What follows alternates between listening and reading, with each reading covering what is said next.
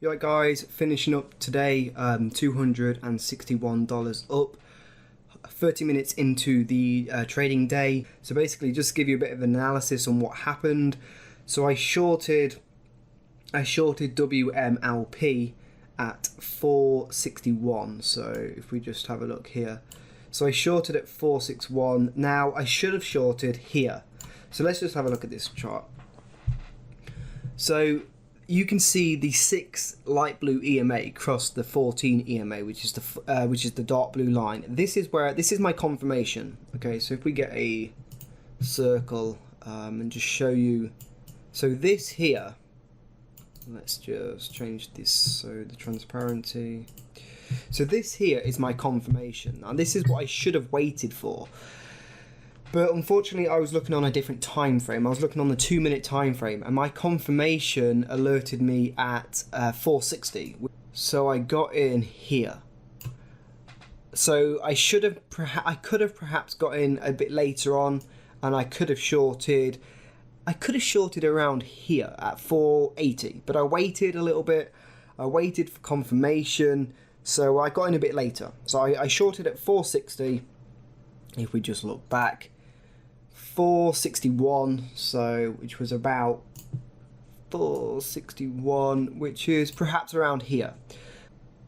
So I shorted at 461, and then I brought back at let's have a look. Let's just lower this down a little bit. So I brought back 500 shares at 443. So that was a total of 4% on that trade.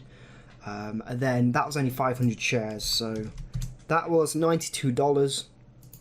And then I brought back again 200 shares at 412. So 200 shares, and that was $98 profit. And then I brought back another 300 shares. 300 shares at 397. So 397. So that's another $193. Now I should be up a lot more than $261, but when I opened my account, I was in a position with HABT. I held it overnight, hoping for a nice short. I had to take a little bit of a loss just because I saw this trade and I wanted to get into the trade, so I had to take a loss. Which is not the best. I wanted to wait for this trade to work out, but I saw this trade, I saw the confirmation, and I had to get in because this is my trading setup. This is the way I trade, and the confirmation was there, and I knew if I didn't get in, I would be regretting it later on. So I took a small loss, $122, but I made $383 on this trade, which puts me up $261 on the day. So let's just go back. You can see on TC2000, I had marked this out way before the trade had even happened. We saw this huge gap up, okay, in WMLP. So we had this huge increase. The stock was up about 180%. I marked off some lines where I thought where I saw fit to short. You can see here, this is kind of some support level here at 460. So I said if we need to break 460, and then we broke 460, so I wrote come on. So my arrow here was indicating 460 to be broken. We broke 460, and as you see, we came all the way down to at 1.375. So, and now we are coming up. So it's a good job I sold all my positions. So my lowest price was 397. So you could say I could have waited for 375, but I sold the majority of them at 397, which was around here. Which, because we do find some support around these levels, so I thought I'd be safe and get out of my position at 397, all of my shares left. So the reason I got into this trade, just to back up a little bit, so if we go on to my actual trading platform here, you can see the reason I got into this trade is basically for the past 3 or 4 days, and I know this doesn't sound like a lot of days to back it up, or a lot of evidence to back it up, but this strategy has worked for me now for 3 days in a row. And I don't know why I've not used this strategy before. I'm not really a short bias trader. However, I'm seeing better results by shorting. Now, we are in a bearish trading period. We are in August, you know, it's August and July. They're not exactly months that are that, you know, the volume's not there for those sort of months. So you only really get high volume in about 5 to 6 months out of the year. You get a lot of volume in October, November, December, January, start of the year, and also May and March. So they're the months that I'm going to be mostly trading in for long bias trading. But for these months where the volume isn't there, I will be a short bias trader. So I'm going to switch up my trading strategy for the different months. So you can see here I indicated this circle was showing. If we just move this circle out of the way, you can see here if I zoom in, hopefully you can see my indication. So we have on here, the light blue line is the 6 exponential moving average, and the dark blue line is the 14 exponential moving average. Now, a lot of people use the 9 and the 20, and when the 9 crosses the 20, it's bullish. Okay, so you can see stocks use this bounce off this moving average, and people profit off the moving averages. Now, it also works for the bearish side as well. So when the 6 exponential moving average crosses this dark blue line here, which was my indication for the circle, we normally end up going down. And as you can see, a lot of selling action. As soon as this indication shows me, this is where I buy in. So I could have brought in, like I said before, at 480, but I waited for confirmation, and ultimately I got in a little bit lower. So I got in about 460. So you could say, well, why didn't you get in at around here? Now, this is the thing. You say, you know, hindsight's always 20/20. I could have got in. That would have been the ideal position. I should have got in at around 480, but you know, I'm happy with where I got in. I waited for confirmation, and I got in at 460, which was around here. So just to look back, we can do a bit more of analysis on here. If we look on the 2-minute candle chart, you can see here, for example. Let's have a look. So the volume is decreasing here. We had this candle where there's a candle on, I think it's on the 15-minute chart. Yeah, so on the 15-minute chart, you can see here, look at the decrease in volume.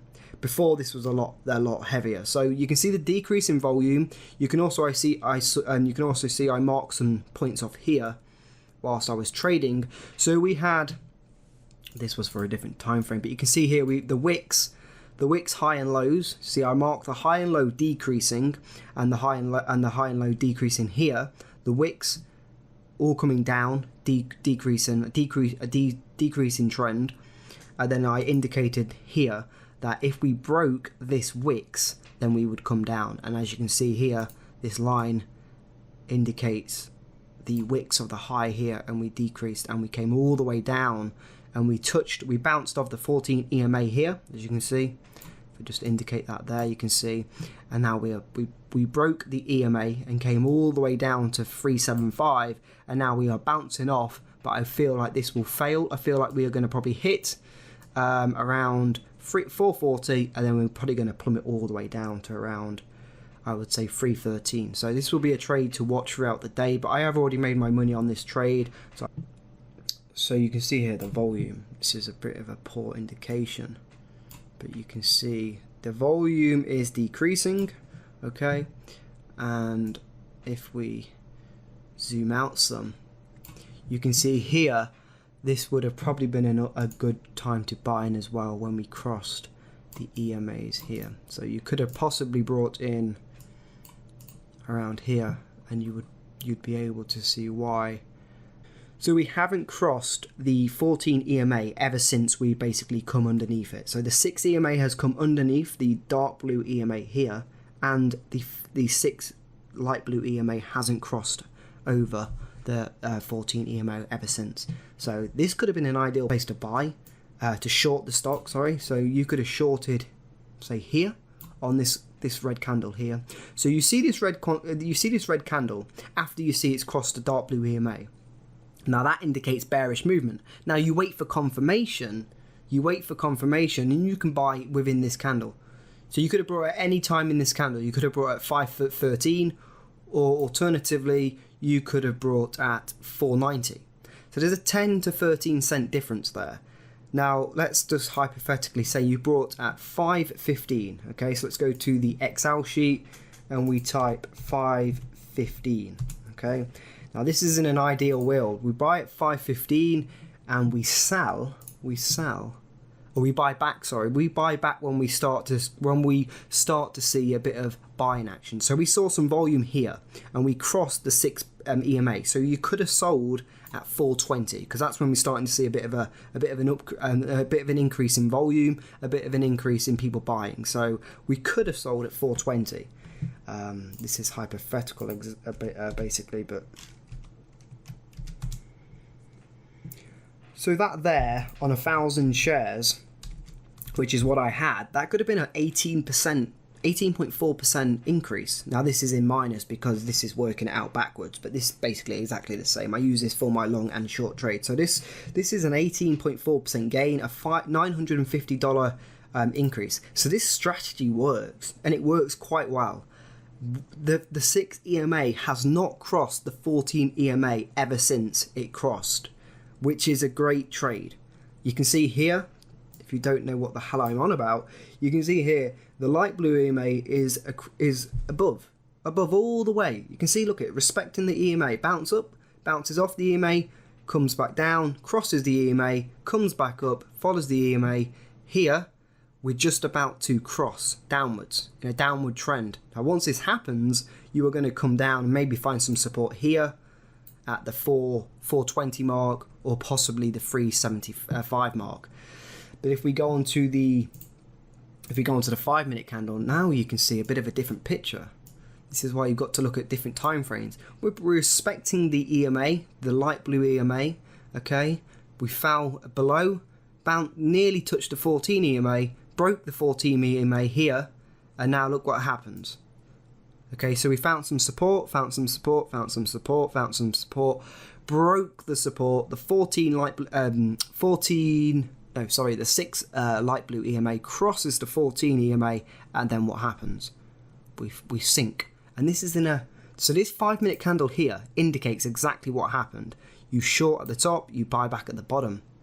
Now this candle here is your indication. So you've already got confirmation, and then you just short and you buy back. See, we found some support here. We found some kind of support at 380. So now if we break 380, that's a good time to short again. So you short at 380 and you buy back at possibly 315 because there's no support here. There's no support here other than 380. You've got 380 and you've possibly got 350. But even from 380 to 350, let's have a look at the percentage you could have there. So 380 and you buy back at 350. See what percentage gain that is. That's a 32%. Oh, sorry, my bad. That was my stop loss. So 380. I thought that was a little bit too high. 380, and you buy back at 350. Okay, stop loss. Let's say stop loss at 4. Okay, so you've got a 1.5 to 1 ratio. You make 8% on the trade. That's $300. That could possibly work out. Like I say, I'm not going to trade anymore for today. I'm done. I just wanted to put a video out and just kind of show you, walk through the trade that I made today. So the light blue EMA strategy crossing the 14 dark blue EMA worked out very well for me today, and it has done quite well this week. So that's going to be the end of the video, guys. Up $261, should be up 383, but unfortunately I was holding some shares from the night before. Shouldn't have done it. Kind of learnt my lesson. But like I say, I am up today, and that's going to be the end of this video. If you found this video informative, please give it a thumbs up, and if you've not subscribed to the channel, please do so, because that will also help me out and help you out for further videos. And if you've got any comments, leave them in the comment section below. Other than that, guys, I will see you all in the next video.